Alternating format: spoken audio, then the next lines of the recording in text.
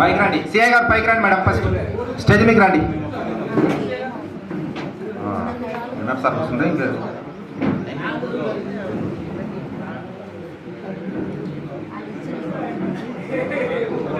అందరు పువ్వులేసి సమర్పించండి.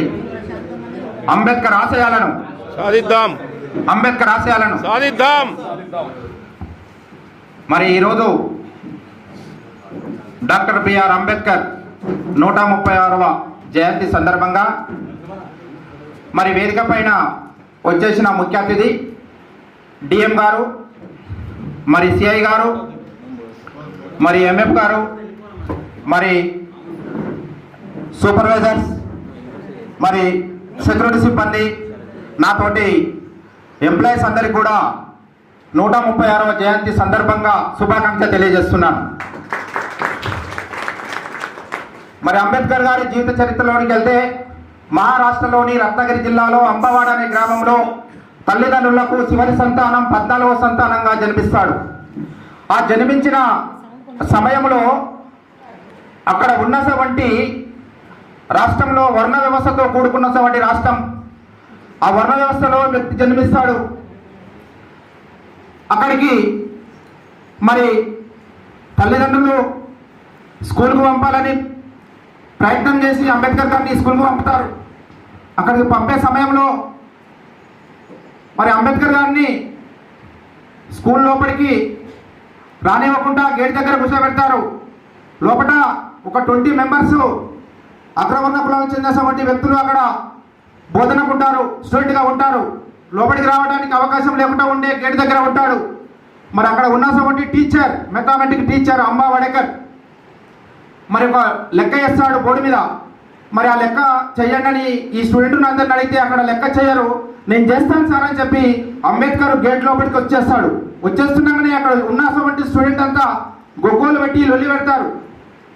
అక్కడ బోర్డు ముట్టుకోవద్దు అంబేద్కర్, ఎందుకయ్యా బోర్డు ముట్టుకోవద్దు అంబేద్కర్ అని అక్కడ ఉన్న మెథమెటిక్ టీచరు వాళ్ళని క్వశ్చన్ వేస్తే, మేము తెచ్చుకున్నటువంటి టిఫిన్ బాక్సులు బోర్డు వెనుక ఉన్నాయి, అవి కనుక బోర్డు కనుక ముట్టుకుంటే అంబేద్కర్ అక్కడ ఉన్న టిఫిన్ బాక్సులన్నీ మైలబట్టిపోతాయి కనుక ఆ వ్యక్తి కనుక అక్కడ ముట్టుకోవద్దని చెప్తే ఎంత హుషారుగా వచ్చిండో షాపింగ్ తీసుకొని అంత నిరాశంగా వెళ్ళిపోయాడు.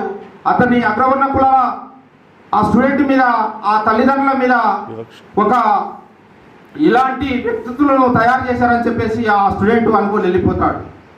గుళ్ళోకి రానియలేదు, బల్లోకి రానియలేదు, మంచినీళ్ళు తాగనియలేదు. 9 ఏళ్ల పిల్లోని కాలు కింద నడిపేశారు. 11 ఏళ్ల పిల్లోని బండి కింద నెట్టేశారు. 21 ఏళ్ల పిల్లోనికి ఇల్లు అద్దెకియలేదు. ఇలాంటి అవమానాలు జరిగినటువంటి మహాశాస్త్రవేత్త, మహాతత్వవేత్త, ప్రపంచ మేధావి డాక్టర్ బిఆర్ అంబేద్కర్కు జరిగినటువంటి ఈ కుల నిర్మూలనము చేయాలని చెప్పేసి ఈ వ్యక్తి కంకణం కట్టుకున్నాడు. సరిగా 1931 doctor BR Ambedkar round table సమావేశానికి వెళ్తాడు లండన్కి.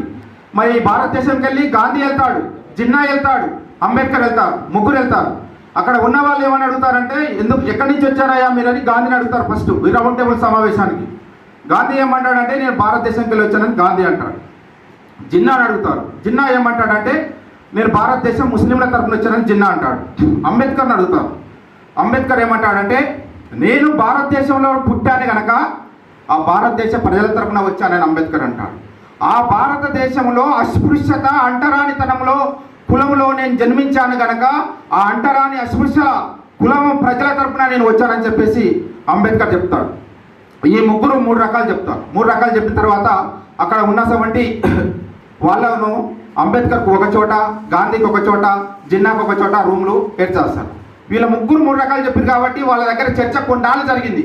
ఆ జరిగిన సమయంలో ఒకరోజు అక్కడ ఉన్న జర్నలిస్టులు ఇంటర్వ్యూకి వెళ్తారు, గాంధీ దగ్గరికి వెళ్తారు. రాత్రి సమయం 10 గంటల సమయం. గాంధీ కాడికి పోయిన తర్వాత గాంధీని లేపండి, మాట్లాడాలి, గాంధీతో జర్నలిస్టులు వచ్చామని చెప్తారు. ఆ గాంధీ ఏమంటాడంటే అక్కడ ఉన్న సైన్యము గాంధీ పండుకున్నాడు, ఇప్పుడు అవకాశం లేదు, మీరు వెళ్ళండి అని చెప్తాడు. తర్వాత జిన్నా కాడికి పోతాం. రాత్రి 11 గంటల సమయం. జిన్నా కాడికి పోతే అదే సమాధానం వస్తుంది. జిన్నా పండుకొని ఉన్నాడు, అలా ప్రజలందరూ మేల్కొని ఉన్నారు, జిన్నా లేపడానికి అవకాశం లేదంటాడు. మళ్ళీ లాస్ట్కు అంబేద్కర్ కాడికి వస్తాడు. రాత్రి 2 గంటల సమయం, ఆకాశానికి నిశిది వేలాడుతున్న సమయం, గబ్బిలాలు తలకిందులుగా వేలాడే సమయం, ప్రకృతి అంతా జోరుగా నిద్రపోతున్న సమయం. ఆ సమయం రాత్రి 2 గంటల సమయం. ఆ సమయంలో అంబేద్కర్ కాడికి పోయి జర్నలిస్టులు ఒకటే క్వశ్చన్ అడుగుతారు, మిస్టర్ అంబేద్కర్, రాత్రి 10 గంటలకు గాంధీ కాడికి పోతే పండుకొని ఉన్నాడు, 11 గంటలకు జిన్నా కాడికి పోతే పండుకొని ఉన్నాడు, రాత్రి 2 గంటల సమయం బుక్స్ చదువుకుంటా నోట్సులు రాసుకుంటూ ఉంటున్నాము ఏంది అని చెప్పేసి వాళ్ళు క్వశ్చన్ వేస్తారు అక్కడ జర్నలిస్ట్. వేసిన తర్వాత అంబేద్కర్ సమాధానం ఏం చెప్తారంటే,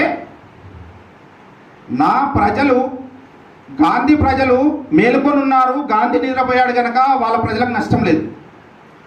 జిన్నా ప్రజలు కూడా మేలుకొని ఉన్నారు కనుక జిన్నా నిద్రపోవటం వల్ల వాళ్ళకు నష్టం లేదు.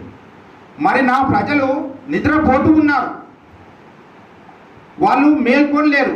నిద్రపోయే ప్రజలను నిద్ర లేపాలి, వాళ్ళు చైతన్యం లేరు కనుక మనుషులను చైతన్యపరచాలి కనుక నిద్ర లేని రాత్రులు గడపటం ఇది నా బాధ్యత, ఇది నా కర్తవ్యం అంటాడు అనమాట అంబేద్కర్.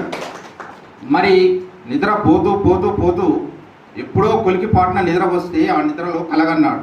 ఏమని కలగన్నాడు అంటే, నా ప్రజలు డాక్టర్లు కావాలి, ఇంజనీర్లు కావాలి, ఐఏఎస్లు కావాలి, ఐపీఎస్లు కావాలి, రాజకీయవేత్తలు కావాలి, రేపు స్టేజీల పైన ఎక్కి మాట్లాడేంత స్థాయిలో ఉండాలని కలగన్నాడు. ఆ కలలో భాగంగా ఎక్కడో నల్లగొండ జిల్లాలో సమస్త నార్నపూర్ మండలంలో పుట్టి హైదరాబాద్ డిపోలో ఒక డ్రైవర్ ఉద్యోగంగా చేసుకుంటున్న సోమేశ్వర్ అనేవాడు మీ ముందు మాట్లాడుతున్నాడు. కనుక ఎంతో అవమానాలు పడి కుల నిర్మూలన జరగాలని ఎన్నో పోరాటాలు చేసి మనశాస్త్ర ధర్మాన్ని తలగబెట్టి ఎన్నో చేసుకుంటూ ముందుకు సాగేటువంటి వ్యక్తి అంబేద్కర్. ఈరోజు అంబేద్కర్ కనుక లేకుంటే ఇక్కడ డిఎం సారు డిఎం అయ్యేవాడుగా, సిఐ మేడం సిఐ అయ్యేదిగా. ఈరోజు సోమేశ్వర్ అనే వ్యక్తి ఈరోజు స్టేజ్ మీద మాట్లాడేవాడు కాదు, ఇలా యాదన్న కత్తుల యాదన్న కంట్రోల్ అయ్యేవాడు కూడా కాదు. కనుక అంబేద్కర్ ఆశయాలు ప్రతి ఒక్కరు మర్చిపోకుండా పాటించాలని చెప్పేసి నేను కోరుకుంటూ ఈ అవకాశం ఇచ్చిన అధ్యక్షుల వారికి ధన్యవాదాలు చెప్తున్నాను. Thank you sir.